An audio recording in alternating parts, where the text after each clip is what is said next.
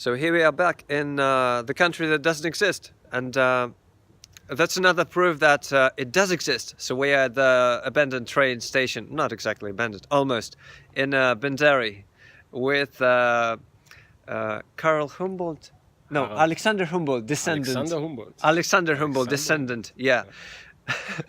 So your impressions from Transnistria? Ja, also ich komme aus Deutschland und ich war sehr neugierig und war auch ein bisschen unsicher. Also es existiert definitiv.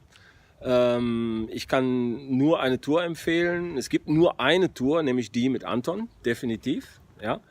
So it was full of interesting impressions, and it was we had great subjects to talk about, and I can recommend definitely to everyone. I'm very happy. Super. Don't be afraid. Mount up.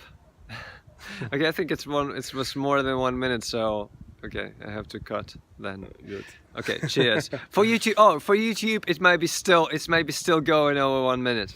So don't be afraid. It's not that dangerous. You know, you can go. You can enter Transnistria, and what is also important, you can leave it safe. Yes, but I haven't yet leave it. Yeah, but I will take care of it.